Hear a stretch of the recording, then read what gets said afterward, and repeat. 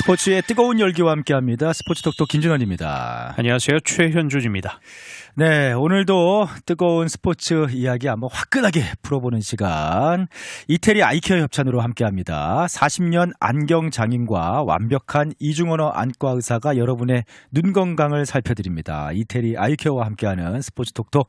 오늘도 또 아주 그냥 화끈하게 스포츠 이야기 나눌 준비 되셨는지 모르겠습니다. 먼저 마무리가 좀 된 이야기들 해볼 텐데 메이저리그 사커 플레이오프 1라운드가 깔끔하게 마무리가 됐습니다. 지난주에 저희가 LAFC 이런 식으로 하면은 손흥민이 멱살잡이하는 것도 한계가 있지. 이러면은 우승 못한다. 이거 뭔가 변화가 필요하고 각성이 필요하다 했는데 각성을 했네요. 지난주에. 1차전에서는 사실 2대1 이기긴 했지만 네. 사실 점유율에서도 거의 앞선 게 아니었고 네.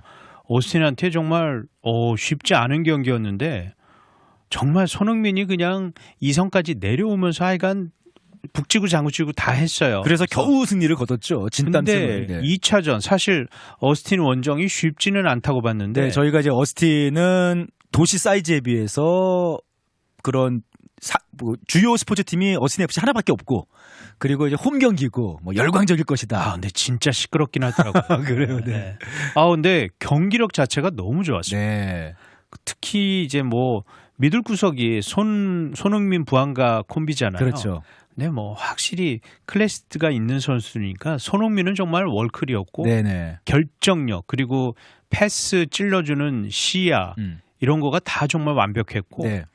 저는 어스틴전 이 2차전 보면서 홍명보 감독이 꼭 이 경기는 봤으면 좋겠다. 그래요. 홍명보 감독이 좀 배울 점들이 많이 눈에 보였습니다. 손흥민 활용법이 그냥 딱 손흥민이 가장 잘할 수 있는 그 포지션, 그다음에 전술.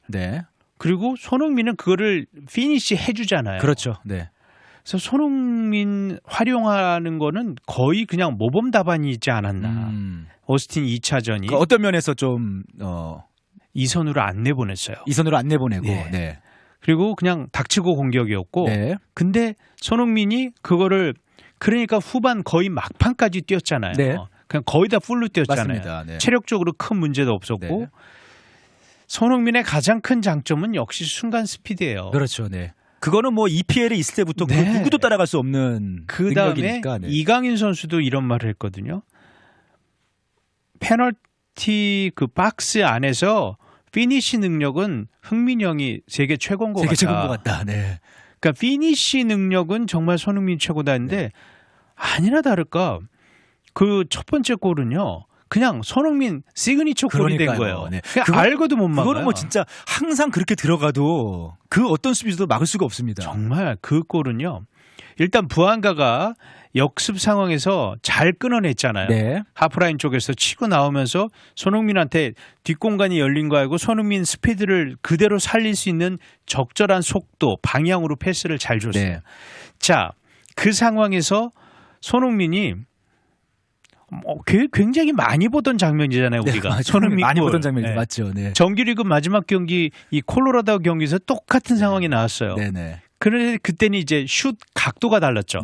그때는 골키퍼 그 머리를 향해서 찬 거고 이번에는 반대편 구석 모서리를 두고 찼는데 이게 손흥민 알고도 이게 어렵다는 게 수비수 입장에서는 손흥민은 이 주발 개념이 사실은 양발이 다 너무 이번에도 맞았습니다. 왼발 슛이었고요. 그런데 오른쪽도 염두를 둬야 돼요, 수비수는. 그럼요. 한번 접을 수도 있는 거고 오른쪽으로 치고 나갈 수도 있거든요. 그러니까 손흥민이 그거를 잘 이용한 거예요. 수비수는 뒷걸음질 치잖아요, 아무래도. 그렇죠. 그다음에 오른쪽으로 이제 스텝 오버 그거를 한 벌 친 거예요. 그러니까 수비수 입장에서는 당연히 무게중심이 뒤로 쏠릴 수밖에 없어요. 그때 순간적으로 왼쪽으로 치는 거예요. 그러니 이미 슈팅 각도 주고 공간이 열리죠. 거기서 손흥민이 이제는 세 가지 선택이거든요.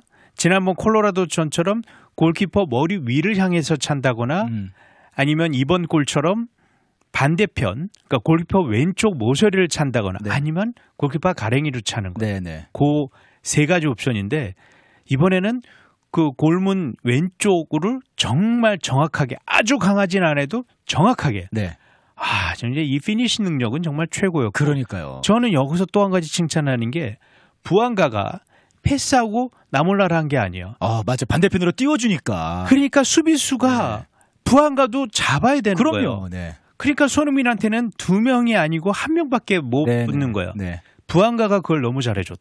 그냥 패스에 그치는 것이 아니라 같이 끝까지 돌진해서 띄워준 게 네. 수비수 한 명, 한두 명을 끌고 간 거예요, 부안가가. 그렇죠. 이게 바로 팀골인 거거든요. 물론 손흥민의 확실한 개인기로 수비수를 제끼고 그다음에 피니시를 했다는 거는 대단한 건데 이 흥부 듀오는 정말 이거는 정말 저는 그냥 단언해도 될 것 같아요. MLS 역사상 최고 듀오가 맞는 것 같죠, 네. 이제. 네. 그리고 두 번째 골도 사실 손흥민 선수가 골키퍼까지 제친 상황에서 한 번 패스를 실패했지만 그래도 뭐 우당탕당 상황에서 손흥민한테 다 몰리니까 사실은 부안가한테는 완전 오픈 찬스였거든요. 그러니까 아우가 하나 줬으면 형이 하나 줄게 딱 이거예요. 네, 그게 저희가 지난주에도 말씀드린 것처럼 뭐 이제 LAFC가 다른 강팀들에 비해서 뎁스가 좋은 편이 아니에요. 그러다 보니까 네. 주요 선수들이 부진하면은 이제 지난주에 저희가 이제 부안가 선수가 올라와야 된다. 그다음에 미드필드진에서 받쳐줄 뭐 틸먼도 좀 부진했고 델가도도 부진했고 그런 상황들이 변화가 있어야 된다. 그걸 말씀드렸는데 이렇게 그러니까 해줘야 될 선수가 해줘야 잘하는 팀이거든요. 이 팀은. 그런데 이제 부안가가 두 번째 경기 계기로 완전히 폼이 올라온 거. 맨 오브 더 매치도 받았고요. 뭐 당연히 받아야 되는 거고. 그다음에 부안가의 두 번째 골은 정말 부안가의 개인기로 대단했죠. 네, 역시 그냥 수비수들 추풍 나적처럼 MLS 최고의 골게터로 꼽히는 게 맞구나. 3시즌 연속 20골을 넣는다는 그러니까요. 게 대단한 거죠. 네. 그리고 또 이제는 체르들로 감독이 전술을 4-3-3으로 변화하면서 약간 그러니까 어떻게 보면은 흥부 듀오를 보조할 역할로 이제 오르다스를 선발로 한쪽으로 4-3-3에 한쪽으로 내보냈단 말이에요. 그것도 약간 좋은 선택이지 않았는가. 그리고 모란도 어찌 됐든 나쁘지 않았고요. 저희가 또 모란 얘기를 했었죠. 네. 이제 그런 부분들의 변화가 결국에는 LAFC의 손쉬운 완전 완승 분위기를 만든 것 같고요. 그러니까 어스틴 선수들도 후반에는 그냥 역부족이죠. 이게 느껴지더라고요. 네. 선수들 되는 거 최선을 다했는데 그 선수들도 안 되는 거죠. 갭이 느껴지는 거죠. 그리고 저는 또 한 가지가 어스틴이 좀 자만하지 않았나. 1차전에 지긴 했지만 할만한데. 그렇죠.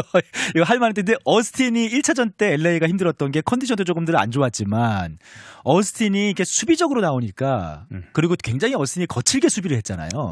그런 진짜 거칠었죠. 네, 고전을 했던 건데 어스틴이 2차전에 어차피 어스틴은 지면 탈락이니까 더 무게를 둘 수밖에 없죠. 우리도 공격 좀 해볼까? 그래서 1차전 결과가 너무 중요했다. 네, 맞습니다. 그러니까 뒷공간이 확실히 많이 뚫렸어요. 뒷공간 그렇게 열어주면은 뭐 손흥민, 부안가 그냥 안 되죠. 땅 짚고 헤엄치는 거죠, 뭐. 네. 그리고 요리스가 요리스 선발 역시 요리스는 요리스입니다. 클래스가 확실히 있어요. 네. 그 첫 번째 그 페널티킥에서 보니까 그 페널티킥 전문 키커였는데 완전히 읽었어요. 심리도 그렇고 안 움직였어요. 그럼 이지하게 막았죠. 사실 그게 이지한 게 아니에요. 그 볼이 맞고 튀어나올 수 있는데 그걸 그냥 킵을 했다는 거. 그다음에 두 번째 페널티킥도 다 읽었어요. 그냥 워낙 근데 그 두 번째 골은 키커가 바뀌었죠. 잘 찼어요. 그래서 손 맞고 들어갔는데 이제는요. 자, 8강서부터는 단판 승부입니다. 단판 승부. 무승부 되면은 그냥 승부차기 가는 거예요. 맞죠. 거기서 요리스의 존재감은 분명히 상대 팀의 되는 상당한 압박으로 다가갈 겁니다. 맞습니다. 네. 그래서 어쨌든 전체적으로 완승을 거두면서 2차전에서 끝내버렸고요. 체력적으로도 얼마나 세이브를 했습니까? 물론 이제 중간에 A매치 기간이기 때문에 이제 그 부분이 손흥민 선수를 포함해서 주요 선수들에게 변수가 되겠으나 팀 입장에서 봐서는 밴쿠버전을 밴쿠버도 물론 2승을 거둬서 조기 이게 세미파이널 진출했습니다만 좀 충분히 팀을 또 이렇게 전술을 대비하고 휴식을 취할 수 있는 시간을 마련을 했어요. 3주라는. 네. 자, 그러면 이제 저희가 A매치 얘기도 조금 있으면 해보겠습니다만 바로 이제 밴쿠버 얘기까지 컨퍼런스 세미파이널 지금 미국의 축구 팬들이 열광을 하고 있는 거거든요. 맞아요. 컨퍼런스 세미파이널에서 물론 웨스턴 컨퍼런스에 샌디에고도 있고 강팀들이 있습니다. 시애틀도 있고 좋은 팀들이 있습니다만 그래도 아무래도 이제 팬들이 바랬던 매치업 손흥민의 LAFC와 토마스 밀러의 밴쿠버 맞대결이지 않습니까? 이게 이제 밴쿠버가 더 상위 2번 시드였기 때문에 LA가 3번 시드고 홈 어드밴티지는 밴쿠버. 네, 단판 승부고 밴쿠버에서 경기가 펼쳐집니다. 밴쿠버 워낙에 강팀이고 그리고 뎁스가 굉장히 있는 팀이고 무려 이번 시즌에 밴쿠버 선수단에 21명이 골을 넣었더라고요. 그러니까 뎁스가 굉장히 있는 팀이고 거기에 시즌 중반에 손흥민이 올 때 토마스 밀러가 합류하면서 같이 왔죠. 비슷한 시기에. 더 완성된 팀이 됐어요. 그러니까 토마스 뮬러랑 손흥민이 여러 가지로 이 비교가 되고 또 화제가 되는 게 역사가 비슷한 또 있죠? 시기에 네. 또 왔고 또 분데스리가에서 경험도 갖고 네. 근데 이제 토마스 뮬러는 바이에른 뮌헨 한 팀 그렇죠. 원클럽맨이었어요. 네네. 25년을 네. 뮌헨에서 뛰었어요. 네. 그러니까 바이에른 뮌헨의 그리고 전설이죠. 수차례 트로피를 올리고 핵심적인 역할을 했던 선수고 네. 물론 이제 나이는 손흥민 선수보다 3살이 많아 네. 36인데 전성기는 확실히 지난 건 맞아요. 그래도 근데 그 제가 볼 때 36 이번 시즌도 그렇고 오자마자 사실 기록이 말해주고 있잖아요. 근데 36이면은 토마스 밀러가 많이 뛰는 선수는 아니니까. 토마스 뮬러랑 손흥민이 그러니까 팀에서 이런 긍정적인 역할을 하는 것도 비슷하고 이 스탯도 너무 비슷한 게 그러니까요. 10경기 손흥민이 9골 3도움인데 네. 토마스 뮬러는 10경기 9골에 4도움이에요. 그러게요. 네. 상당히 비슷하고 네. 근데 이제 전체적으로 봤을 때는 파괴력은 손흥민이 합류한 LAFC가 더 전력이 상승한 건 맞죠. 네. 네. 말씀하신 대로 밴쿠버는 한 명에게 의존하는 팀이 아니었는데 네. 원래 좋은 팀이었어요. 네. 네. 그 수비 조직력도 좋고 네. 근데 LAFC는 손흥민 오기 전에는 사실 부안가가 골 넣으면은 뭐 이기고. 이기거나 비기고 네. 못 넣으면 지는 거거든요. 맞아요. 근데 손흥민이 오면서 그 옵션이 확실한 더 강력한 무기가 네. 생겼다는 게 전력 상승은 LAFC가 확실히 됐는데 네. 이 밴쿠버는 정말 쉽게 지지 않는 팀입니다. 네. 리그에서도 2위를 했지만 특히 막판에 더 조직력이 좋아진 맞아요. 느낌이 있어요. 네. 그래서 수비 조직력이 상당히 좋고 네. 한 명에게 의지하는 팀이야. 팀 플레이를 하는 네네. 팀이거든요. 자, 그래서 이제 또 아무래도 물론 모든 스포츠가 그렇겠지만 특히 축구는 홈이냐 어웨이 경기냐의 그럼요. 차이가 있는데 네. 홈 어드밴티지를 밴쿠버가 갖는단 말이에요. 또 거기 밴쿠버 아시다시피 인조단지입니다. 네, 네. 단판이고. 네. 그래서 여러 가지로 봤을 때는 LAFC가 어스틴전보다는 확실히 어려운 경기죠. 힘든 경기가 될 것이라고는 예상이 됩니다. 냉정하게 얘기하면은 밴쿠버 승리 확률이 더 높은 게 사실이에요. 제가 볼 때. 네. 저는 안. 아 그래요? 그러니까 냉정한 그냥. 왜냐하면 네. 어스틴 2차전에서 네네. 와 팀이 이제 확실하게 올라왔구나 한 걸. 네네. 그 정규 리그에서 가장 좋았을 때 폼이 나왔기 때문에. 그러니까 누구도 대적할 수 없는 그 정도의 폼. 밴쿠버가 아무리 수비 조직력이 어스틴보다 뛰어나도 손흥민과 부안과의 스피드와 이 피니시 능력을 찬스는 분명히 오거든요. 네. 이걸 막을 수 있을까? 그러니까 그게 관건인 거죠. 네. 그러니까 전체적으로 팀이나 봤을 때는 밴쿠버가 좋은 팀인 건 맞는데. 뎁스는 밴쿠버가 저도 더 높다고 봐요. 하지만 폼이 올라온 손흥민 부안가를 막아낼 팀은 사실은 MLS에서 없다. 네. 저는 그럴 것 네. 같아요. 만약에 두 선수가 모두 폼이 네. 올라왔을 때는 그렇죠. 특히 부안가가 올라온 게 손흥민은 사실 1차전에서도 좋았잖아요. 맞아요. 네. 근데 두 경기 다 좋았고 부안가가 확실히 올라와서 저는 조심스럽게 뭐 큰 차이는 안 날 거예요. 네. 그래도 한 2대1이나 2대0 정도 네. 저는 LAFC가 LAFC가 결과적으로는 승리를 거둘 네. 것이다. 네. 네. 그러니까 업셋이죠. 어떻게 보면은요. 네. 그리고 이게 무승부로 가도 네. 요리스라는 요리스가 또 있으니까. 골키퍼가 있다는 게 얼마나 큰 또 든든함이죠. 그렇죠, 그렇죠. 네. 이게 참 어떻게 보면은 이제 손흥민, 토마스 밀러 미국에서도 열광을 하는 게 아무래도 두 선수 모두 토마스 밀러도 뭐 독일 대표팀의 전설이기도 하고, 네. 손흥민 선수 뭐 물론이고, 또 그 독일 시절에 손흥민은 이제 애송이 함부르크. 그 다음에 이제 레버쿠젠 시절에 맞아요. 이제 많이 맞붙은 거잖아요. 맞아요. 레버쿠젠 시절에 맞붙고. 잊었어요. 네. 레버쿠젠은 사실은 또 독일 리그에서도 뭐 분데스리가에서 강팀으로 속하니까. 네. 그러니까 이제 바이에른 뮌헨 최강팀과 이렇게 많이 도전하고 그러면서 얼마나 많이 맞붙었습니까? 그리고 저는 기억하는 게 사실은 이제 월드컵에서 러시아 월드컵에서 카잔. 그때 사실은 카잔의 기적. 토마스 밀러 입장에서는 그때 아픔의 눈물을 흘렸던 그렇죠. 결정적인 거 조현우한테 많이 막혔어요. 네네. 뮬러가. 네. 그래서 이제 근데 한 가지 조금 불안 요소는 밴쿠버가 역대 전적에서도 그렇고 이 팀 상성이라는 게 있잖아요. 그렇지 있죠. 네. LAFC한테 참 잘해요. 앞서 있습니다. 네. 네. 그렇죠. 그리고 이거 이 밴쿠버의 장점이 또 잘 나오는 팀이 또 LAFC였어요. 네. 그래서 그런 부분은 LAFC가 좀 극복을 해야 될 부분이죠. 근데 저희가 이제 얘기를 하는 게 이제 그런 모든 걸 보면 사실은 밴쿠버가 앞서 있는 건 맞는데 손흥민이 합류하고 손발이 맞는 LAFC는 다른 팀이기 때문에 결정적으로 어찌됐든 야구는 점수를 내야 이기는 거고 축구도 골을 넣어야 그렇죠. 이기는 거예요. 네네네. 골을 못 넣으면 잘해야 비기는 거거든요. 네. 그래서 골을 넣을 수 있는 선수가 확실한 선수가 너무나 MLS 최고의 2명의 선수가 골을 확인해 줄 수 있는 선수가 2명이나 있다는 거는 단판 승부에서는 이거보다 큰 장점 무기는 없죠. 네, 그렇습니다. 자, 근데 이제 뭐 변수가 또 있습니다. 네. 이제 그 MLS 플레이오프 뭐 축구 리그에서 사실 플레이오프라는 제도가 있는 것도 특이하긴 한데. 맞아요. 네, 근데 플레이오프 제도 자체가 또 특이해요. 1라운드는 3전 2선승제. 그래서 LA가 지금 어신 상대로 2승을 거뒀기 때문에 이번 주말에 1대1로 비긴 팀들은 3차전을 경기를 펼쳐요. 마이애미가 그렇죠. 네. 마이애미 그렇습니다. 근데 이제 뭐 LA나 밴쿠버는 이미 2승을 거뒀기 때문에 이번 주 쉽니다. 그래서 뭐 체력적으로 뭐 이렇게 비축을 하고 이제 컨퍼런스 세미파이널 파이널부터는 단판 승부로 이어지는데 결승이 12월 6일이란 말이에요. 네. 그건 픽스가 됐죠. 네, 그건 픽스가 돼 있습니다. 그런데 문제는 다음 주하고 그 다음 주가 A매치 기간입니다. A매치. 손흥민도 한국으로 가야 돼요. 볼리비아, 가나전 뛰어야 되는 거죠. 네. 그러면은 결승이 12월 6일이니까 그 전에 A매치 기간 끝나고 그 한 2, 3주 기간 안에 2주죠. 사실상 2주죠. 2주 기간 안에 컨퍼런스 세미파이널 경기해야 되고 컨퍼런스 파이널 경기를 해야 된다는 얘기예요. 이러면은 이게 약간 이게 국가대표로 차출돼서 갔다 오는 선수들이 있는 팀 입장에서 좀 부담이 되지 않을까 뭐 그런 생각이 듭니다. 부담이 당연히 되죠. 네, 어쨌든 부안과 손흥민은 갔다 올 거 아니에요. 손흥민 부안가를 어떻게 뺍니까? 그러니까요. 국가대표 입장에서. 그러니까요. 네. 핵심 선수들이. 그런 상황이다 보니까 이제 그런 부분이 좀 체력적인 변수.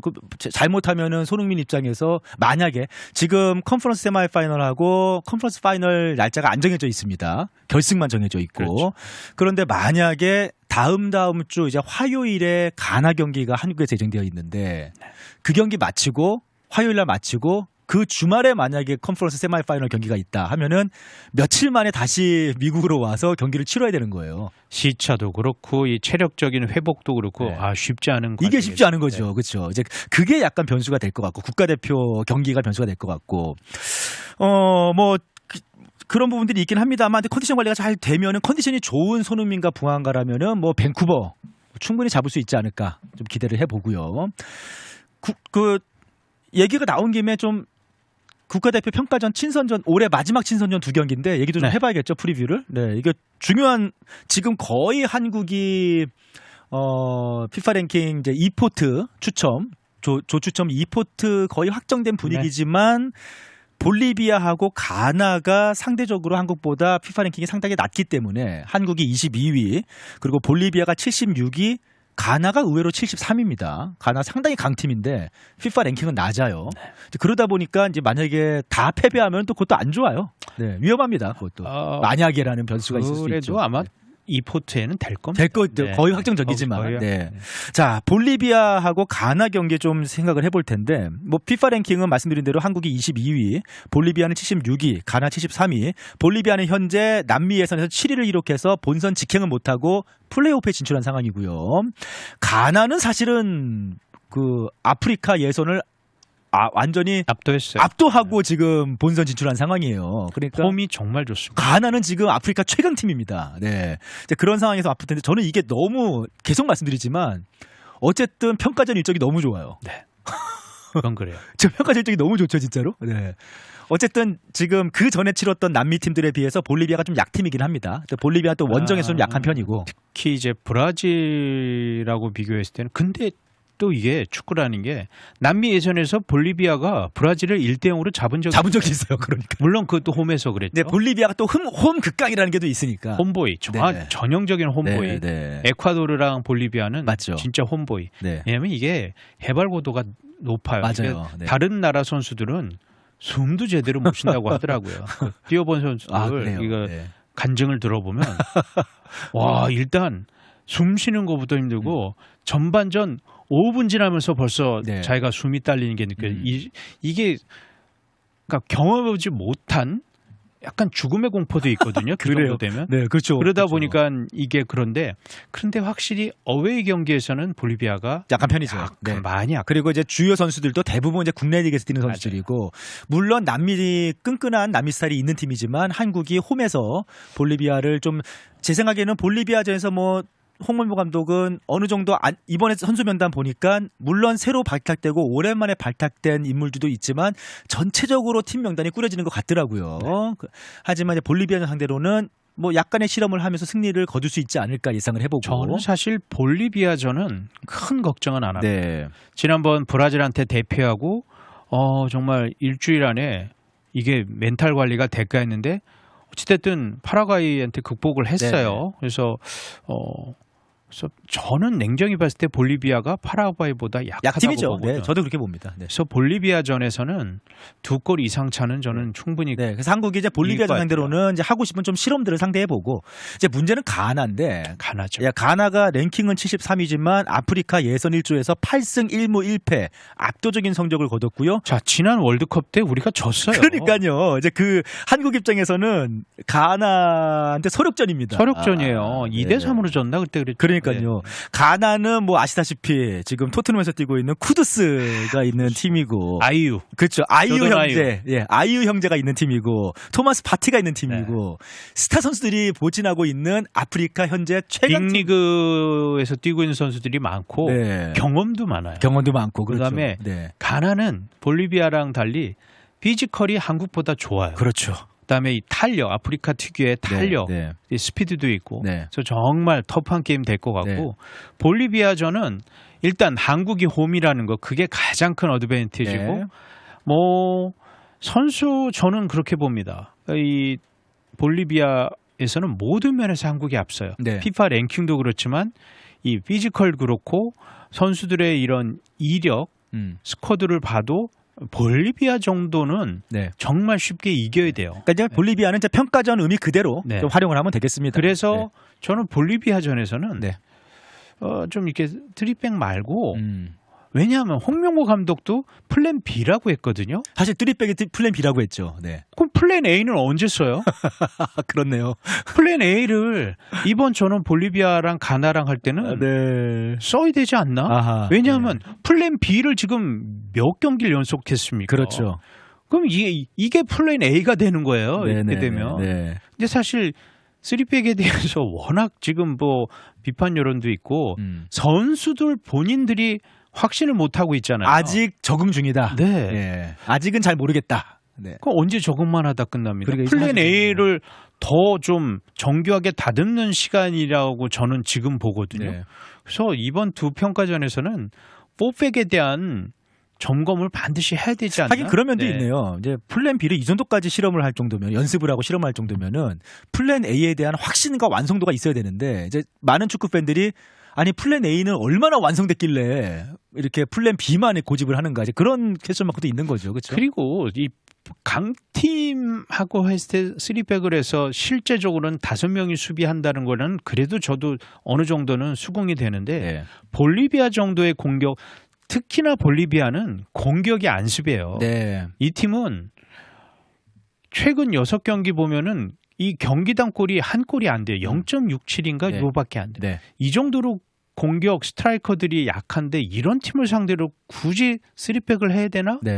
저는 이건 아니라고 봅니다. 한국이 좀 다양한 좀 공격 전술을 실험해 볼 필요가 있다. 볼리비아전에서 이번에 뭐 그런 목적을 가지고 선수단을 소집을 했는데 뭐 제가 보니까 이제 어느 정도 선수단 면면은 갖춰지고 있는 것 같아요. 사실 몇 달 안 남았고 월드컵도 눈에 띄는 것은 권혁규 낭트에서 뛰고 있는 권혁규 선수가 최초 발탁이 됐고요. 그 다음에 또 그 포츠머스에서 양민혁 선수 당돌한 10대죠. 네, 양민혁 선수가 재승선을 했고요.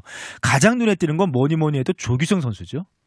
미투일란에서 네. 자 지금 이한범 이 센터백 뛰고 있는 이한범 선수가 미투일란 같이 뛰고 있죠. 덴마크 리그 네. 같은 팀의 소속인데 최근 경기도 조규성 선수가 골은 못 넣었지만 상당히 움직임이 좋았습니다. 네. 그리고 찬스도 많이 만들어주고 공료들한테. 그리고 이한범 선수가 지난번 정말 말도 안 되는 실수, 결정적인 실수, 다시는 나오지 않아야 될 실수를 했거든요. 네. 그래서 그 이후로 좀 반성을 한 것 같고 굉장히 폼이 좋아서 네. 이한범 선수도 다시 중용이 됐는데 저는 주전으로 나올 것 같고 네.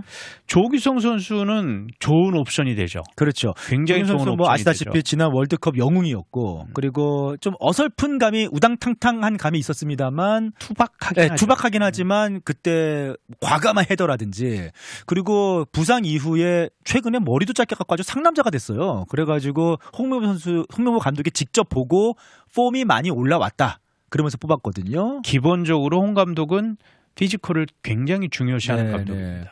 뭐 네. 공격진에서 스트라이커에서 이 정도 피지컬 대한민국에 그렇게 많지는 않죠. 그러니까 이제 홍명보 감독이 뭐 한국이 대부분 이제 원톱을 쓴다고 생각했을 때 손흥민과 오현규는 다른 스타일이지 않습니까? 그렇죠. 거기에 조규성 선수가 합류하면은 경쟁 구도가 이제 발생을 하는 거죠. 그래서 과연 조규성 선수가 출전 기회를 얻을 수 있을지 이번 두 번의 평가전에서 그 다음에 좀 좋은 경쟁자가 될 수 있을지 뭐 그런 분들도 주목이 되고요. 저희가 계속 말씀드리는 사실은 그 아까 뭐 수비, 4백 수비나 3백 수비냐고 말씀드렸는데 중원 조합도 과연 어떻게 가져갈 것인가. 네. 황인범의 파트너가 누가 될 것인가. 그렇죠. 네, 이제 그런 부분들도 좀 주목해서 볼만하지 않나 싶네요. 한국에서 금요일 날 볼리비아전. 볼리비아전은 대전에서 열리고 네네. 가나전은 이제 상암 서울에서 열리는데 사실 그것도 그래. 파라과이전에서 A매치 경기인데 텅텅 비었거든요. 그러니까요. 네. 절반밖에 안 왔어요, 완전히. 더 절반도 안 찼죠. 네. 2만 몇천 명 왔으니까. 과연 어느 정도 축구 팬들의 민심을 좀 돌아왔는지를 네. 확인할 수 있는 또 기회이기도 하고요. 네. 저희가 아마 다음 주에 스포츠톡 할 때는 볼리비아전 결과를 가지고 그렇죠. 네, 방송을 할 것 같네요. 또 한국 대표팀 좋은 경기 잘 치르고 아무튼 손흥민 선수 체력이 좀 걱정입니다. 체력이 좀 걱정입니다. 이제 부상당하지만. 네, 부상 안 되죠.